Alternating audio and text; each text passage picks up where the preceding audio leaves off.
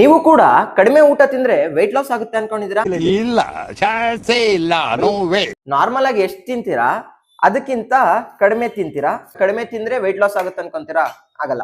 ಕಡಿಮೆ ಊಟ ತಿಂದಾಗ ನಿಮ್ ಬಾಡಿಯಲ್ಲಿ ಕಾರ್ಟಿಸೋಲ್ ಅನ್ನೋ ಒಂದು ಹಾರ್ಮೋನ್ ಪ್ರೊಡ್ಯೂಸ್ ಆಗುತ್ತೆ.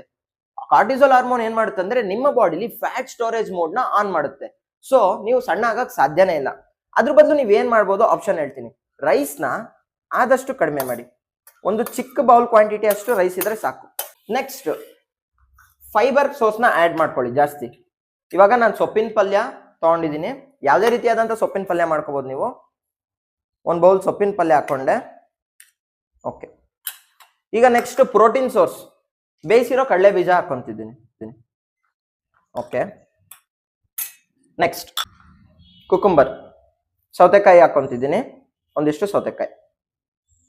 ಲಾಸ್ಟಿಗೆ ನಂತರ ಒಂಚೂರು ಸ್ಪ್ರೌಟ್ಸ್ ಇದೆ, ಸ್ಪ್ರೌಟ್ಸ್ ಕೂಡ ಯೂಸ್ ಮಾಡ್ತೀನಿ. ಹೆಸರು ಕಾಳಿನ ಮೊಳಕೆ ಕಾಳು.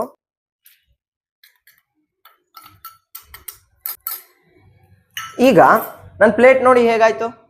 ಇಷ್ಟೆಲ್ಲ ತಿಂದ್ರು ಕೂಡ ವೆಯ್ಟ್ ಲಾಸ್ ಮಾಡ್ಬೋದು. ಇದರಲ್ಲಿ ಎಲ್ಲಾದ್ರೂ ಈ ಕಡೆ ಸೈಡ್ ಏನ್ ನೋಡ್ತೀರಾ, ಇದ್ರಲ್ಲಿ ಕ್ಯಾಲೋರೀಸ್ ಎಲ್ಲ ಕಡಿಮೆ ಇದೆ, ಫೈಬರ್ ಪ್ರೋಟೀನ್ ಎಲ್ಲ ಜಾಸ್ತಿ ಇದೆ. ಬಟ್ ಈ ಕಡೆ ಕಾರ್ಬೋಹೈಡ್ರೇಟ್ ಸೋರ್ಸ್ ಇದೆ.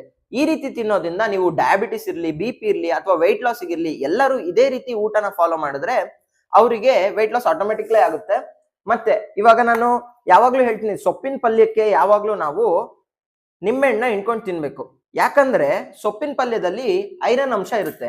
ನಾವು ನಿಂಬೆಹಣ್ಣಲ್ಲಿ ವಿಟಮಿನ್ C ಇರುತ್ತೆ. ಅದನ್ನ ಹಿಂಡ್ಕೊಂಡು ತಿಂದ್ರೆ ನಮಗೆ 4ರಷ್ಟು ಐರನ್ ಅಬ್ಸಾರ್ಪ್ಷನ್ ಜಾಸ್ತಿ ಆಗುತ್ತೆ. ಇದು ಒಂದು ಕಂಪ್ಲೀಟ್ ಮೀಲ್. ನಿಮ್ಮ ಊಟದ ಪ್ಲೇಟ್ ಕೂಡ ಇದೇ ರೀತಿ ಇರಬೇಕು. ಇದೇ ರೀತಿ ಇನ್ಫಾರ್ಮೇಟಿವ್ ವಿಡಿಯೋಸ್ ಮತ್ತೆ ಡಯಟ್ ಬಗ್ಗೆ ತಿಳ್ಕೋಬೇಕು ಅಂದ್ರೆ ಆರೋಗ್ಯ ಆಚಾರ್ಯ ಚಾನೆಲ್ ನ ಲೈಕ್ ಮಾಡಿ, ಫಾಲೋ ಮಾಡಿ, ಹಾಗೂ ನಿಮ್ಮ ಪ್ರೀತಿ ಪಾತ್ರರಿಗೆ ಶೇರ್ ಮಾಡಿ.